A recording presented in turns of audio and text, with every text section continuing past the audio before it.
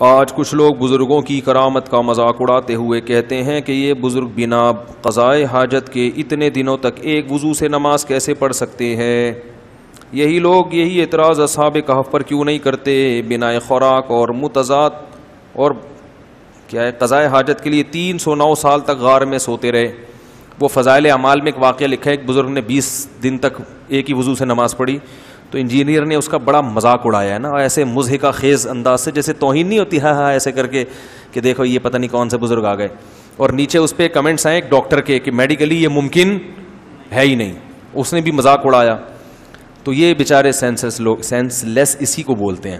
یہ کرامت ہوتی ہے، کرامت میں نسبت اللہ کی طرف ہوتی ہے. جیسے میں نے بھی بتایا نا، نبی نے جو چاند کے 2 ٹکڑے کیے تو نبی نے نہیں کیے بلکہ کس نے کیے؟ اللہ نے کیے. تو یہ کرامت ہوتی ہے اور کرامتیں ثابت ہیں. کرامت کے لیے پیغمبر ہونا ضروری، پیغمبر سے جو ہوگا وہ معجزہ کہلائے گا، اور اہل اللہ سے بزرگوں سے جو ہوگا وہ کیا کہلائے گا؟ کرامت. تو کچھ بھی ہو سکتی ہے وہ.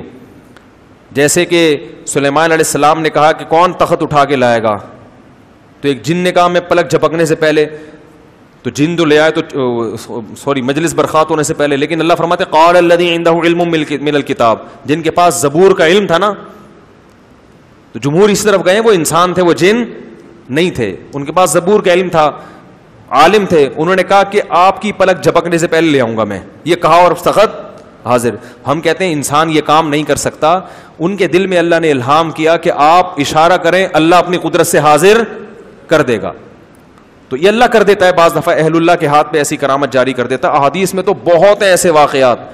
حضرت مریم کو شوہر کے بغیر ان کے بیٹا پیدا ہو جانا، یہ حضرت مریم کی کرامت تھی یا نہیں تھی؟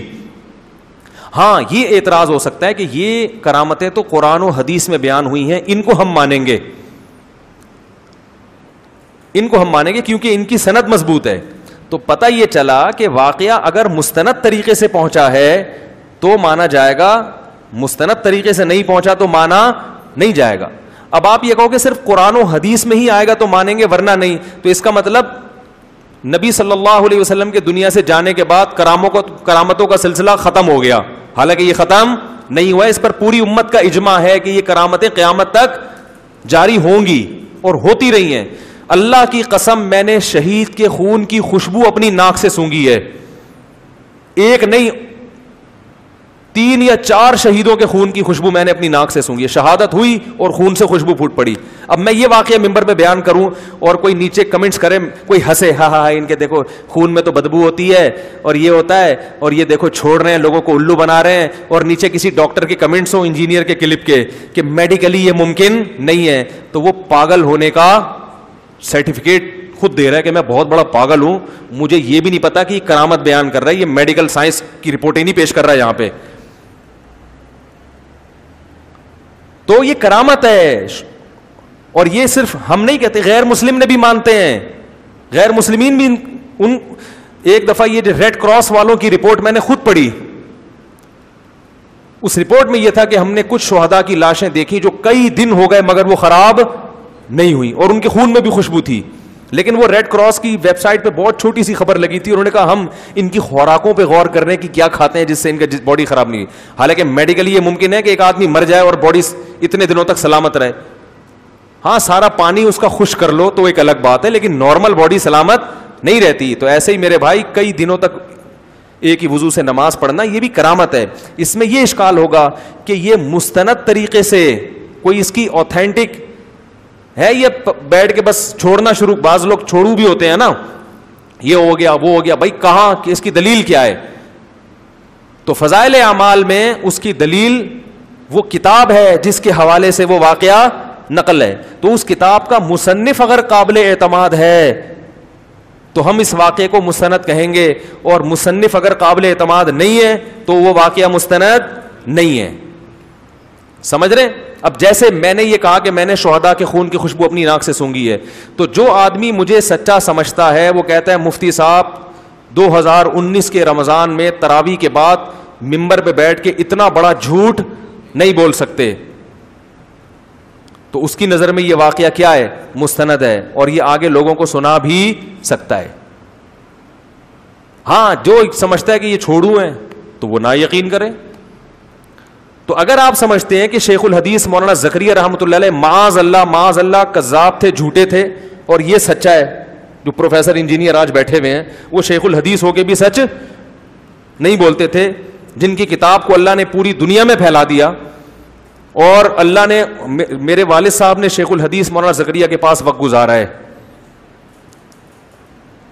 انہوں نے ان کے پاس وقت گزارا ہے, وہ مجھے بتایا کرتے تھے کہ وہ کیسے تھے. آج شیخ الحدیث کے شاگردوں کو, ان کے خلفاء کو جا کے دیکھ لو, تمہیں پتہ چلے گا بزرگ کیسے ہوتے ہیں, ان کے خلفاء کے, تو دیکھ لو کہ جب یہ ایسے ہیں تو ان کے شیخ کیسے ہوں گے. تو اگر شیخ الحدیث جھوٹے تھے معاذ اللہ, تو ہم کہیں گے یہ واقعہ مستند نہیں ہے, قصے کہانیاں ہیں.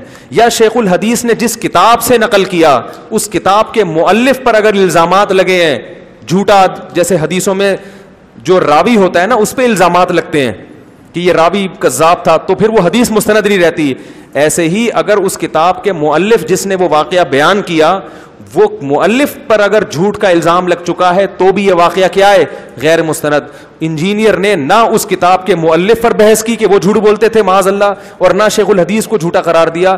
اس کے باوجود صرف اس بات پر مذاق اڑایا اس واقعے کا کہ 20 دن تک بغیر وضو کے نماز پڑھنا ممکن نہیں ہے. میں کہتا ہوں 20 دن تک ایک وضو سے نماز پڑھنا ممکن نہیں ہے.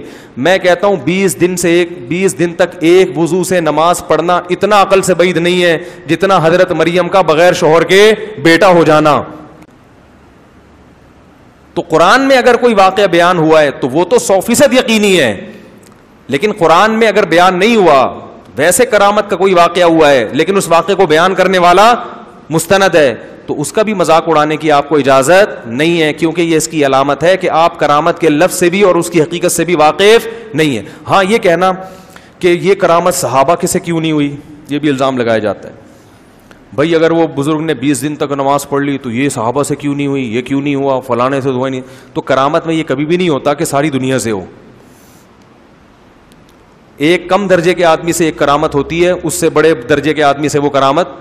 دیکھو حضرت سلیمان علیہ السلام کا مقام زیادہ تھا, وہ تو پلک جھپکنے میں تخت اٹھا کے نہیں لائے, اور ان کا درباری اٹھا کے لے آیا, تو کیا اس کا مقام حضرت سلیمان سے بڑھ گیا؟ مقام اور درجہ بلند ہونے کا تعلق کرامت سے نہیں ہے, اس کا تعلق اعمال سے ہے. سمجھ میں نہیں آ رہی بات؟ اس کا تعلق کس سے ہے؟ عمل سے ہے. عمل اچھا ہوگا تو مقام زیادہ ہے. کرامت تو ایک اللہ کی قدرت کی دلیل ہوتی ہے, اس سے مقام بہت اونچا نہیں ہو جاتا. مقام اونچا ہونے کا تعلق اس سے ہے. جب میں یہ بات کرتا ہوں تو لوگ پتہ ہے کیا تانا دیں گے, سب کلپ ابھی. تو اب اس پہ جو کمنٹس آئیں گے اس میں یہ آئیں گے کہ ان لوگوں نے اپنے بزرگوں کے دفاع کا ٹھیکہ لیا ہوا ہے. انہوں نے, ایک نے کہا کہ یہ ساری زندگی اپنے بزرگوں کا گند صاف کرنے میں لگا دیں گے, ایسے ایسے گندے تانے. بات یہ ہے کہ آپ جس کا بیان سن کے فضائل اعمال کا مذاق اڑا رہے ہو نا, اور ان دلائل کے بعد بھی آپ مذاق اڑانا نہیں چھوڑتے, اس کا مطلب آپ نے انجینئر کے گند صاف کرنے کا ٹھیکہ لیا ہوا ہے. نہیں آ رہی بات میرا خیال ہے. آپ شخصیت پرست ہو, کیونکہ میں اگر فضائل اعمال کا دفاع کر رہا ہوں اس کرامت میں تو صرف فضائل اعمال کا نہیں, ہزاروں مؤلفین مصنفین جنہوں نے اپنی کتابوں میں کرامت کے واقعے لکھے ہوئے ہیں. کیونکہ اگر اس بیس پر آپ فضائل اعمال کا مذاق اڑاتے ہو تو صرف ایک فضائل اعمال زد میں نہیں آتی. ابن قیم نے کئی واقعات لکھے ہیں, عرب کے سلفی علماء نے کئی واقعات لکھے ہیں اپنی کتابوں میں, ابن حجر نے لکھے ہیں, علامہ نووی نے لکھے ہیں, امام بخاری کے ساتھ بھی کرامتیں ہوئی ہیں, امام مسلم کے ساتھ بھی کرامتیں ہوئی ہیں. آپ سب کی نفی کر رہے ہو اور ایک انجینئر کا دفاع کر رہے ہو. اس کے باوجود آپ شخصیت پرست پھر بھی نہیں بن رہے, اور ہمیں کیا کہہ رہے ہو, ہم کیا ہیں, شخصیت پرست.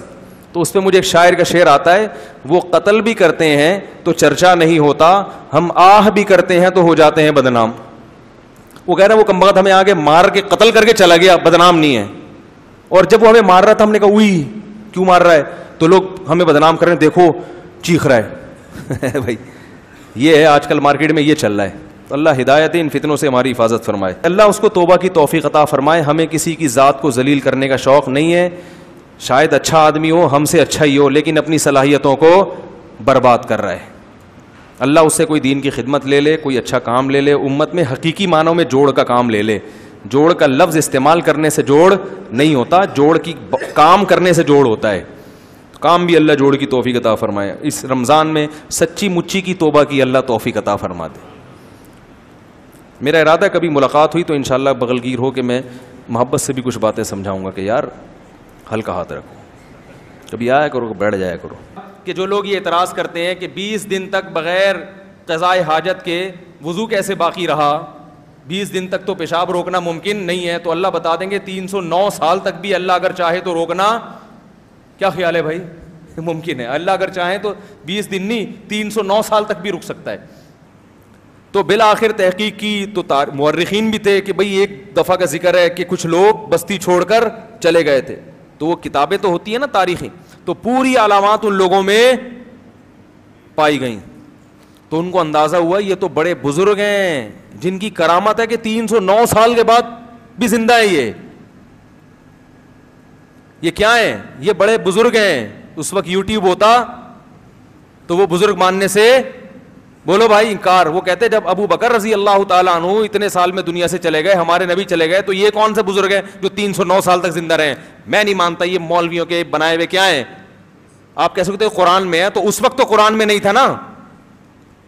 ارے جب ان لوگوں نے ان 3 بزرگوں کو دیکھا, یا جو جتنے بھی بزرگ تھے ان کو دیکھا, تو اس وقت تھوڑی قرآن نازل ہوا تھا. اس وقت تو انہوں نے علامتوں سے اندازہ لگایا کہ یہ 309 سال سے زندہ ہیں, تو اندازہ لگایا کہ یہ کوئی عام مخلوق نہیں ہے, ہیں تو انسان ہی, مگر یہ اللہ کے محبوب بندے ہیں, یہ ان کی کرامت ہے.